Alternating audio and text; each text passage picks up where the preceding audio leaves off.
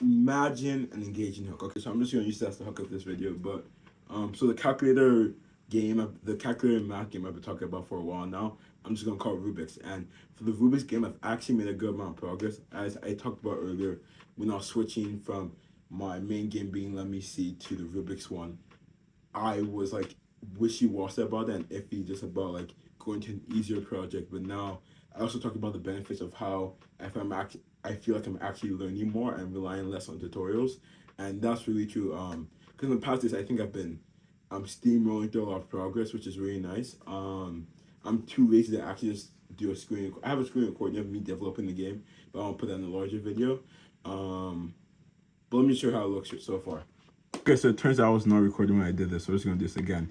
Don't expect too much. This is the manual section of the game. So here's how to play. For anyone who's curious, you have to try to get the number given in a record speed. Here are the available operations.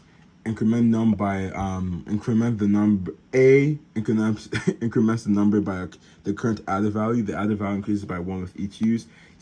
B does the same thing but subtraction. C does the same thing but multiplication, and D does the same thing but division. Okay, so let's start the game. Side note, it's actually been really fun just playing around with buttons and learning how they work and texturing them. That's something I didn't know that was a lot of fun. So I'm really happy I did. I also kind of like the textures. I think they fit with the game and has this like a retro look that I really think works well. I didn't picture using that at first. So I'm happy I did. Anyways, let's say I want to get to 3. This is the random value I've been given. I add. Okay, shoot. It added by 1, but now next my add is gonna add by 2. So boom, 3. Congrats, you got it. So now that's like in the sample thing just to show you guys how you can win. But like here's how something would look. So now 516. Okay, let's do this. Let's multiply. Come on, let's get to like around. Nope, that's way too big. Too big. Okay, I can work with that. Come on, give me 516. Give me 516. Come on, do I get 516? 475. Shoot. Let's go for it. Yo! Okay, that was my plan. I'm very happy that worked because 99% of the times it does not work. So I'm really happy that somehow it managed to work. Just look at this. Okay, so 226. We can try just doing addition. Just to show that doesn't work. Okay, ready past that. Subtraction. Nope. Addition. No. So now it's gonna be really hard. So what you could try doing, do some division here. This is just me messing around to try and get to the thing. It's much harder than it looks. I'm really happy I actually caught myself winning a random game. But yeah, that's how the game is. Okay, hey, so that's the game. That actually went much better than I expected. I've been trying to record me actually winning the game with a random value. Um, Sorry if I'm a bit flustered. I'm just really happy that happened.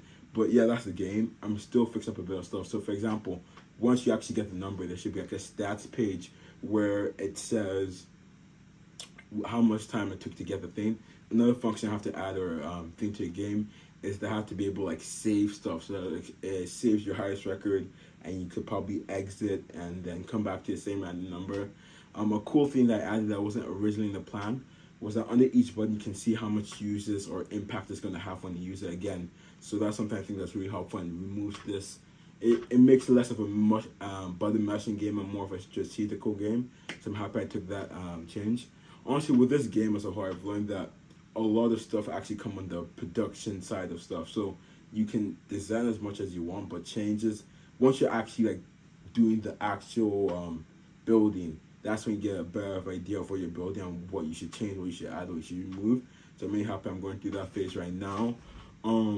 A thing I have not done yet is send it to people to actually play test. I know I've been talking about this. I think honestly, besides whatever jargon I spew out right now, I think I'm just partially scared to send it out. One, because people might think it's bad. Actually, I don't think that's the reason. Partially the reason. I also think I'm really like I feel like this is a really cool idea. In fact, if I send it out, someone who's much more just gonna take the idea and then make it bigger than I could, and that's gonna kind of suck. But still working with it. The real reason, or not the real reason, another main reason I'm telling myself is that I kind of want to just clean up a bit more. center some stuff, add an actual menu page so it's more playable and like you can actually get actual experience instead of just the functions.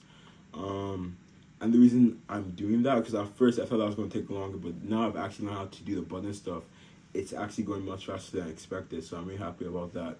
So I want to finish that up quickly and then send it out to people to play test. It's also finding the right people to ask, like, hey, can you play test my game? I know how to actually export the game to people now, so that's helpful at least. Besides that, though, I think the last thing I want to end on is how funny progress is, because what I've learned, especially with this game now, with its short time span of production, progress isn't like this exponential thing where it's like, oh, yeah, it's not this exponential thing or linear thing where just like either it's constant or just like has this growth rate. It has this like not peaks and troughs, but it has these stagnant stages. And I think in those stagnant stages, it seems like you're not progressing at all, but what you're really doing is learning how the next big thing, and that helps you progress a lot. So for me, the first one was actually just learning how to change this whole thing from Java to GDScript. That was a stagnant phase, and I was going really slow there. That maybe took like 2 days, 3 days. I don't remember how long. But then after I learned that, it was easy to like put everything together. Another thing was buttons. After I learned how to use buttons, I was like, okay, yeah, everything makes sense. After I learned how to use rich text labels, the actual text you see, everything just went much faster. But the learning process was those stagnant stages, and I think it's less discouraging now, knowing that those aren't necessarily bad in terms of your game development process. So yeah, I'm really happy I actually have those stagnant stages to learn.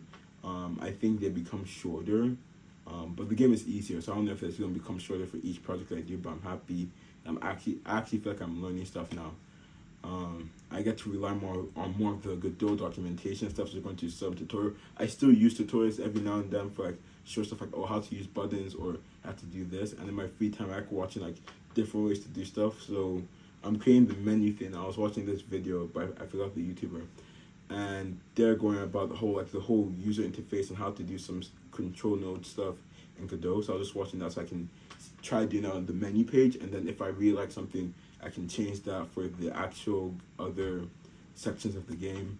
You probably noticed a typo in the beginning of the manual instruction stuff. I noticed that right now, so I'm going to probably change it after this video. And then yeah, I think there's not much else I want to add. The only other thing, two other stuff, I want to try adding animations. Maybe I'll make the game too clustered, but I want to try adding animations for each time you press the button. So let's say you pressed add, and it shows it shows the animation of a plus sign and whatever number you added by. Same thing with subtraction, multiplication, division.